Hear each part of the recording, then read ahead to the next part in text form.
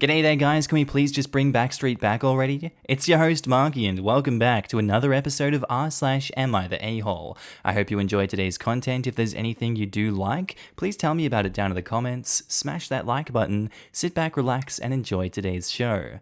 Thank you! Posted by user Pete26L96. Titled, Am I the a-hole for ordering pizza to a family dinner where there was already food? Basically, tonight I went to a family member's house for a get-together with other relatives. There were around 13 of us in total, and we are all very close. So I get there and talk with some relatives, play some games, and then it becomes time for dinner with everyone being quite hungry. The host, my uncle and wife, tells everyone that they're ordering pizza. So as we usually do, myself and my relatives discuss and tell my uncle what we would like. This is usually how it goes when someone is ordering pizza in my family, and everyone ends up getting what they want, as most aren't picky and have similar tastes. So my uncle orders, and 1 hour later, it arrives. Immediately my uncle and his wife take the cheese pizza and hand it to the kids, so that leaves 3 pizzas left. To my surprise, they're all mediums, but I think to myself, whatever. My uncle opens the boxes, and to all of our surprises, there is only 1 chicken pizza, with the other 2 pizzas being what appears to be vegetarians, loaded with onions and green peppers. The chicken pizza tasted good as expected, but the vegetarian pizza was insanely dry, and tasted just of onions and green pepper. Turns out, my uncle decided to order 2 custom pizzas based on what his vegetarian wife liked, which was very light cheese, little to no sauce, and extra onions and green pepper. Hearing this, I thought, F this, so I took out my phone and ordered a large pepperoni and barbecue chicken from the local Domino's. I could tell everyone else wasn't happy either, but unwilling to say anything. After 20 minutes, I walked out without saying a word, got in my car, and picked up the pizza. When I got back, my uncle and his wife looked shocked and asked, "Why would you do that? We still have pizza." My uncle was visibly frustrated, but just walked off. His wife, however, took it as a personal attack and started an argument, which ended when I said, "Learn how to order food properly. Every time you host dinner, there's not enough food, or you get stuff no one likes," which is true. My relatives and family basically told me to shut up, although a couple agreed with me that they need to learn to listen. Funnily enough, my relatives ate the 2 pizzas I brought, despite the 2 vegetarian ones still being relatively untouched. Most of them even thanked me after for getting the pizza, which I feel like was an acknowledgement that they knew my uncle and his wife need to learn how to order food properly. They basically completely ignored what everyone said and just got what they wanted based on their own very specific taste. P.S. It goes without saying I paid for the pizza I ordered myself, as I went to pick it up alone. Look, I'm gonna have to go with an everyone sucks here for this one, but you're a justified a-hole in this situation, and I feel like their actions are unjustified. You're right, they haven't been listening, and you're right, it kind of ruins dinner for these people, but I feel like it's more polite not to speak up and just not go if you don't want to deal with these situations. Your approach was very confrontational and, it was for the best in the end, but what if it didn't end the way you wanted it to? You'd be up shit creek without a paddle, and that's not a place that I'd want to be personally. Everyone sucks here, but you're justified, they are not. Everyone sucks here. The ordering of pepperoni pizza could have been handled nicer or hid in the garage, but your aunt and uncle were crap hosts if others mentioned what they would like and they just ordered what they wanted. And light cheese? What the hell is that? It's pizza, not salad. Lol, honestly, that custom pizza sounds terrible. No meat, no sauce, only light cheese, onions and green peppers? No thanks. I would rather tell them I'm not hungry or something. There are tons of vegetarian pizzas that taste delicious, but that one surely wasn't one of them. Yeah, exactly. It's not a vegetarian versus meat eater thing. It's a what the hell is wrong with aunt's tastes thing. I don't eat meat, and that vegetarian pizza sounds disappointing AF. It is extremely rude to serve food for your guests based on your particular tastes, especially such specific tastes. A lot of people don't like green pepper or extra onion in things. If it's so important to be vegetarian, get a margarita at least. And why ask what everyone wants if you don't care? I guess you could have been more smooth about it, but sometimes it's good so people will know better next time. Not the a-hole. While not the same as margarita pizza, they did have cheese pizza. They just gave it to all the children, Lamau. From how the post reads, OP and others would have been fine with even having access to normal cheese pizza. Honestly, this was the biggest a-hole move in the story for me. Hearing what was available and knowing how kids can be if they aren't fed, and their relative likelihood of eating the vegetarian pizza or even the chicken, it was probably the smartest course of action. Not terribly good hosting, but practical. Not the a-hole. Sounds like they only cared about their own tastes. I wouldn't serve people food that they didn't like when they are guests when I specifically asked what they wanted. Oh, you don't like salmon? Okay, we'll have salmon then. I don't understand all these you're the a-hole answers. If they hadn't asked what people wanted, then I would have went with an everyone sucks here. But they asked and just got what they wanted anyway. Sounds like they made it into a big deal when it didn't need to be. I went with everyone sucks here because it sounds like OP was rude when he explained the problem to the hosts. I think the hosts were wrong, but I also just think OP went above what was needed to berate them. But I 100% agree on why the hosts were rude.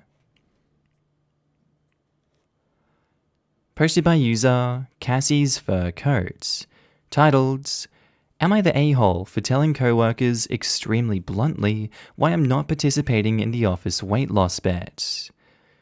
Someone got the brilliant idea to make an office diet bet due to the pandemic gains, with people pooling in their money to see who can lose the most weight by Thanksgiving.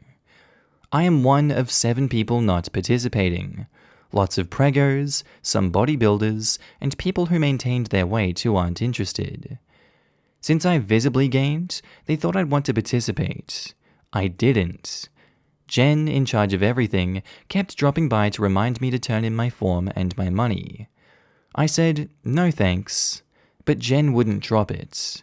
Other people got involved, asking me why not all the time. It'll be fun. Don't be scared. I'd feel better and look better. I told them no, I wouldn't. And it's a great way to bond. We're all in it together. It's like Weight Watchers. I said, I'm not interested. And then eventually I said, no, drop it. They decided I wanted them to convince me. 2 weeks into the bet, they tried to trick me onto the scale to shock me. I contacted HR, and people finally backed down. I'm eating my food one day, rice and beans. People sitting with me start dropping hints that how they feel so much better now that they aren't eating carby comfort food all the time. I said, I'm glad you feel better. They took this as a sign that I knew I'd feel better again and started up saying that I could still join in. I finally fudging snapped and said, you guys suck. I'm a recovering anorexic. I get one whiff of competition and start starving myself for days, and start puking up what I do eat until I'd have to get to my 3rd oral surgery to remove rotting teeth. Does that sound worth it to you? Chorus of, oh, wow, and, oh no, we were just joking. I said, no, you weren't just joking. Congratulations, by the way. After you all wouldn't stop, I weighed myself for the first time in 7 years and didn't eat for 2 days. Does that make you all feel good? None of them would look me in the eye, so I just went home for the day. I got a call from the woman in HR who was shockingly supportive of me. One of the bodybuilder guys stepped up and said that he'd witnessed a lot of the harassment, and he doesn't blame me for my outburst. A few others did too. However, they had to cancel the diet bet. I didn't ask them to, and people are blaming me, saying that I can't take a joke. It wasn't that deep, and the girls present said they no longer feel safe working with me because I obviously have mental issues. One of them made a big stink about politically correct bullcrap, and how I'm the typical hypersensitive millennial. I go back and forth on this all day, thinking I should have just swallowed my anger and gone back to HR or stopped eating lunch in the office or whatever. I didn't mean to ruin anyone's fun, but I also feel justified in pushing back on their harassment. Am I the a-hole? No, you were genuinely being harassed by these people, and now you are genuinely being gaslit by these people. They want to be able to get their way without having to own up to the genuine mental damage they've done to you. Kind of disgusting and very toxic behavior coming from these people, but again, HR can't always do anything about that, and I'm not sure they're always willing to do it. In a lot of these situations, they'd rather just get rid of you because you're technically the troublemaker in this situation, instead of, striking down all these people. That's just what I've seen from stories like this. Obviously, take that with a grain of salt. But doesn't it suck when things like that happen? I kind of feel like you were pushed into this situation and shoved into a corner, and that's so unfair for them to have done that to you. Because, you didn't deserve any of this. You did nothing to deserve this. Not the a-hole, and I feel so bad for you.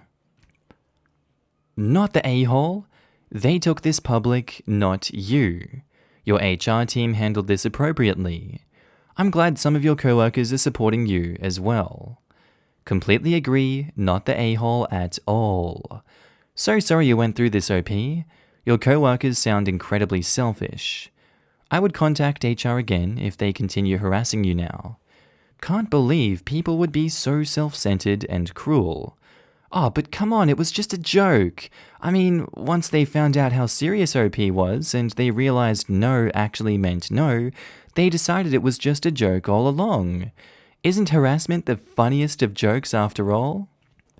I have an even better joke. OP report them for harassment and creating a toxic work environment. They lost their job and couldn't find a new one because they're a bunch of dumbos. They couldn't pay their bills, so they end up homeless and can't afford daily meals. So they get to do their stupid weight loss thing after all. You're spot on, because what they're doing really is harassment. And that does not belong in the workplace. Not the a-hole, and if they continue to give you grief in retaliation, then you should continue to report, because the issue is not done. My company has a zero retaliation policy.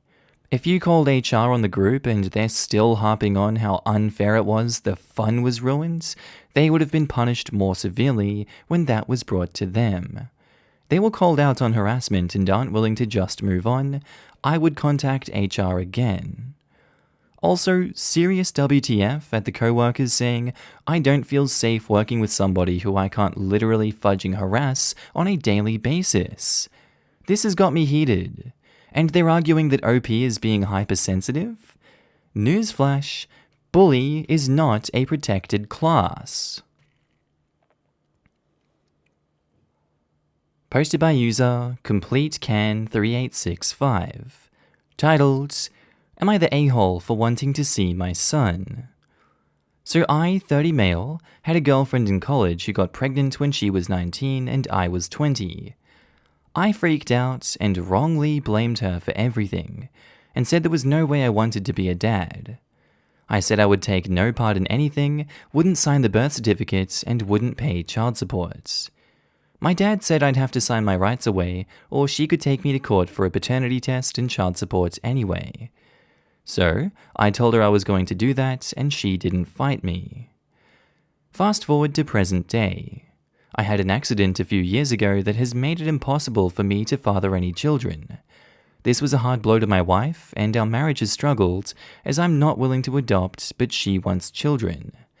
She knows I fathered a kid when I was younger, so I thought I'd contact my ex about seeing them, and maybe my wife would be happy in a stepmom role.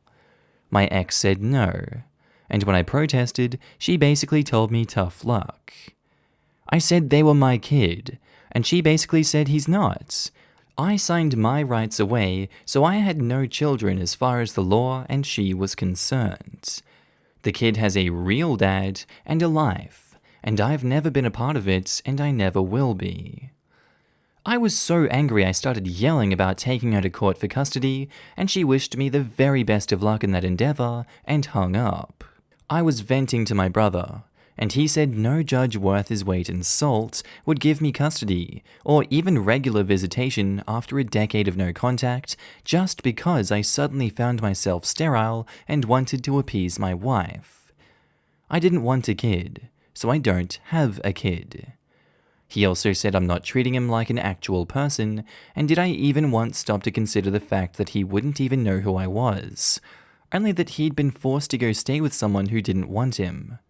I got upset and stopped talking to him.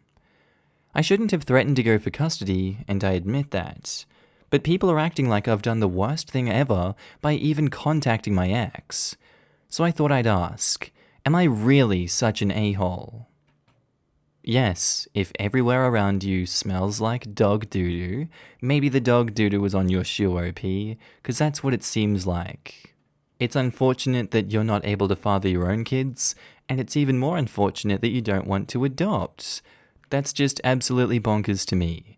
And now you want to pull a 10-year-old out of the life that they know and tell them, hey, I'm your dad. I actually abandoned you and I didn't want you part of my life, but this is the situation now and I'm trying to make my wife happy. You don't care about that kid.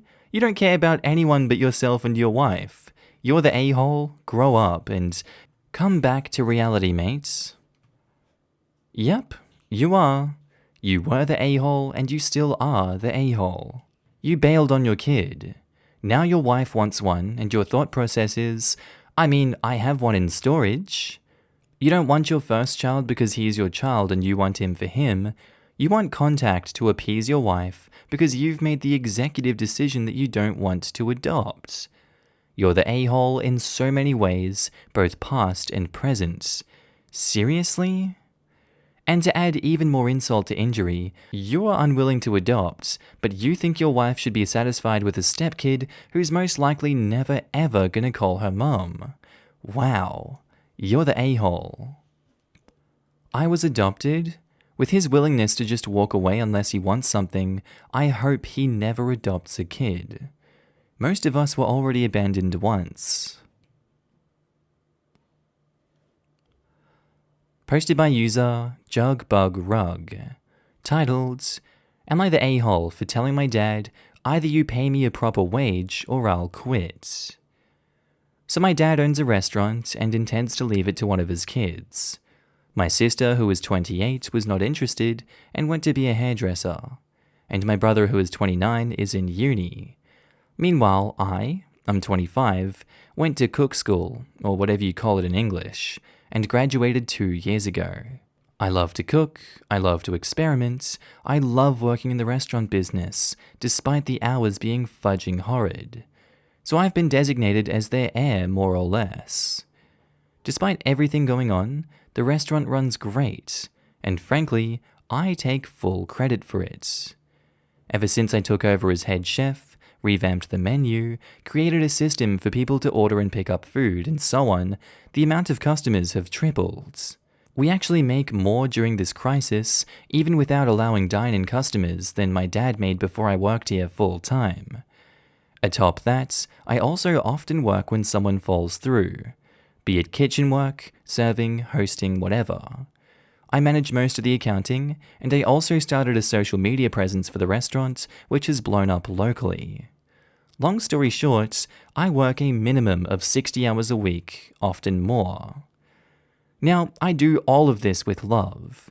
I like it despite swallowing up all my time, but that brings us to what I make. I literally make as much as the serving staff would make if they worked full-time. That is to say, I make what they would make in 40 hours while working 60 plus hours and having triple the workload, and I am tired of it. I tried speaking to my dad about it, but I kept getting inconclusive answers or bullcrap answers. As an example, he talks about it being a difficult time for restaurants, so can't increase my wage despite the fact we make more despite the crisis, or crap like, I'll think about it. I can barely pay my goddamn rent at this rate, let alone save even a dime. So I ended up saying what's in the title.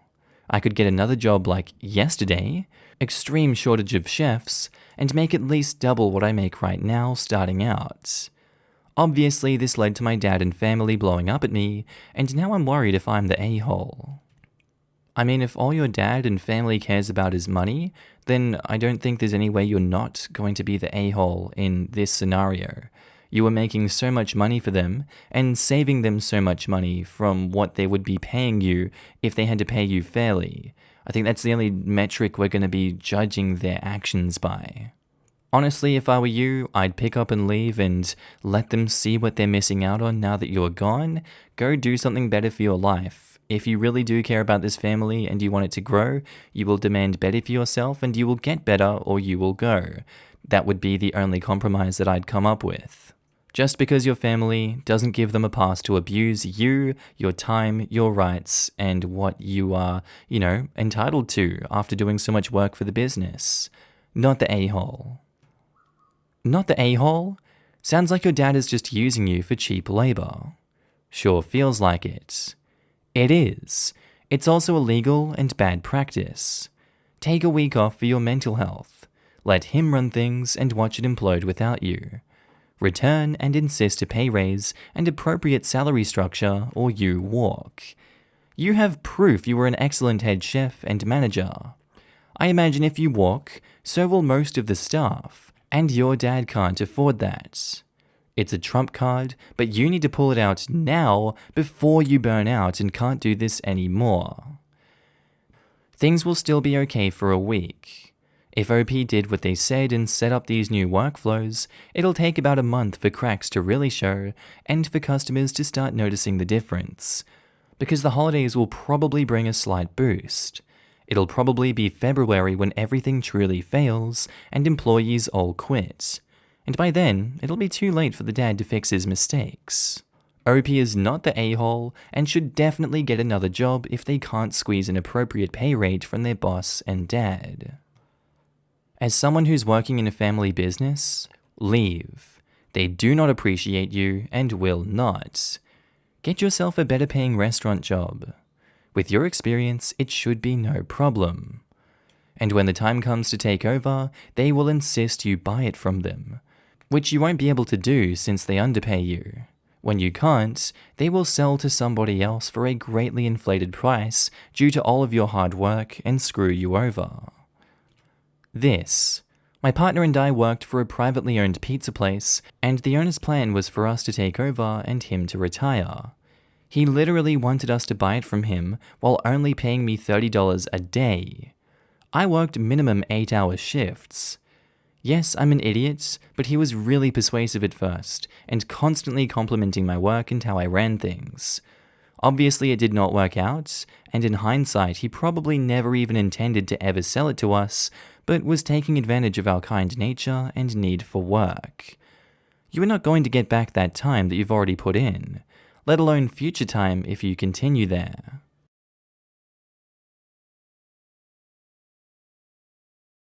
Alright, that's where I think I'm going to end today's episode, guys. As always, I really do hope you learned something or just really enjoyed the posts that were put up today. Quick shout out to all my new and existing Patreon and channel members. You should be able to see your name on screen right now, and if you don't, then I don't think you're part of the club, and you really should join the club because it's a great club. And I want to thank every single one of you guys for supporting me in this journey. It really means so much to me, and I love you all so much for it.